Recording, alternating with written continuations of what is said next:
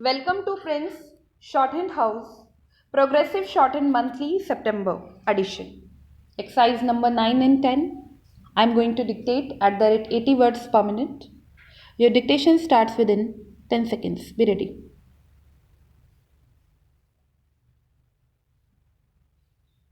Start.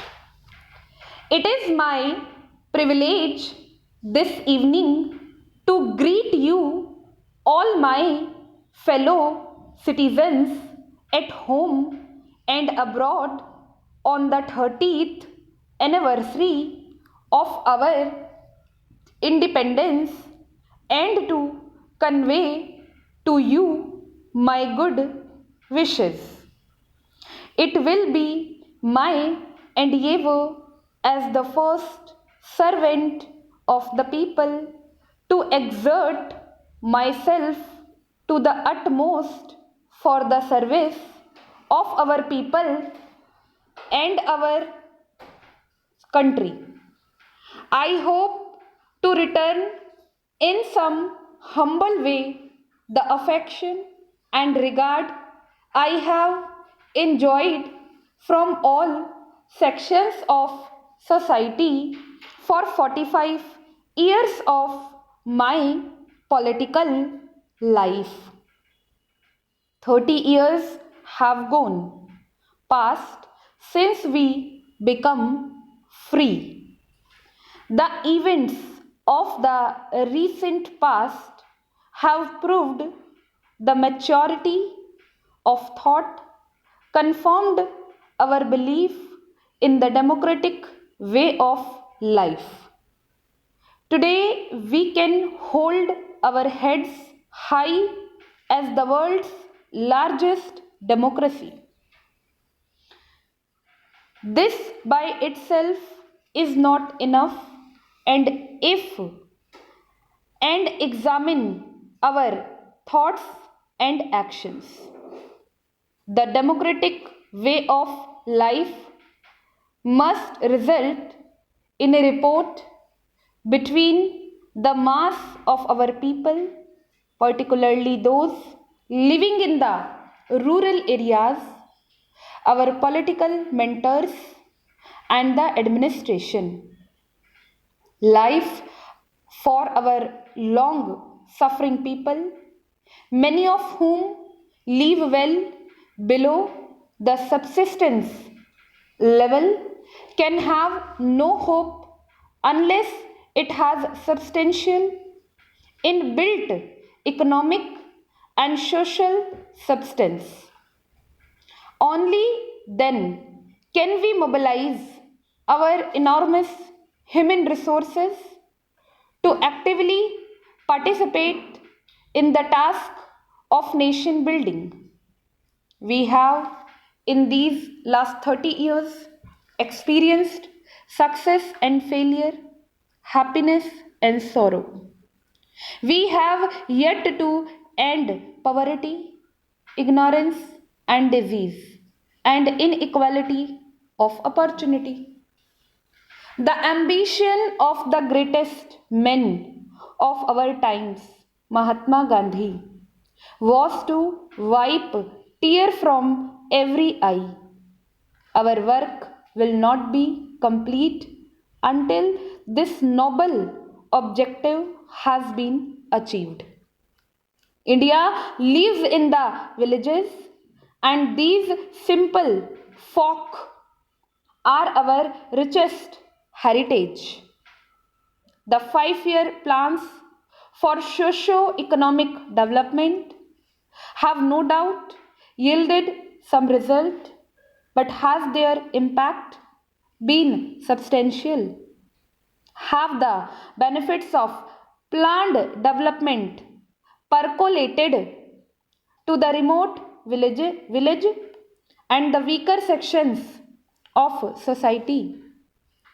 Until I assumed the office of President of India, I was a Kisan working in the fields in sun and rain.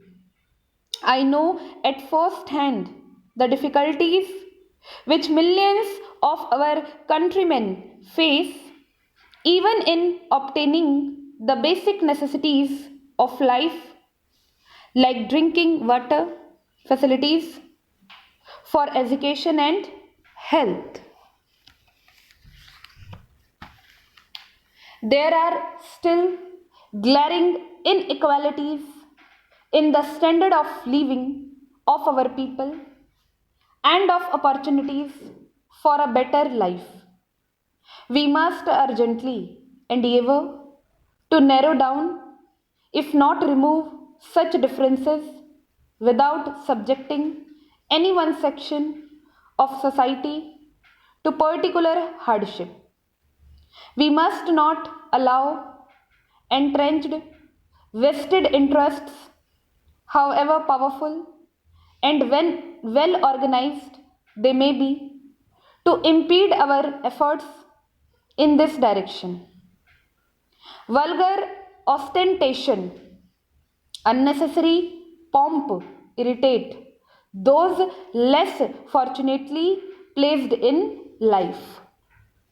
Such gradual accumulations of hated poses a serious problem and will ultimately tear apart the fabric of our society and our faith in democratic institutions. We have to set a good example individually if we are to succeed collectively as a nation. I have therefore resolved that the initiative in such matters must come from the top. I have decided that I will surrender every month rupees 7,000 of my salary as the President of India, and such portion of my salary as I shall receive will be subject to income tax as in the case of an ordinary citizen. I have also decided to move out of Rashtrapati Bhavan into a simple house which will not be inconsistently detract from the dignity of the high office of the President of India. I will also effect considerable reduction of expenditure at Rashtrapati Bhavan. I have asked the government to locate for me some such suitable place where I and my staff can be accommodated in reasonable comfort but at considerably reduced expense to the exchequer. We have been trying to reduce inequalities among the various factions of our people. I am particularly concerned about the lack of uniformity in approach and principles and the inadequate pace of progress in the implementation of land reforms and in the enforcement of controls over the growth of monopolistic tendencies in the non agricultural sector. Such monopolistic growth of a few vested interests has assumed serious proportions over the years. Political corruption, demoralization in the public services, and a deterioration of standards in public life are directly related to black money and pressures which a few antisocial elements in our society can exert to disrupt national life. We are today worried about rising prices which affect even the basic necessities of life. The upward spiraling prices show little sign of abatement. A small section of our community who are better organized are managing to obtain illusory reliefs from time to time.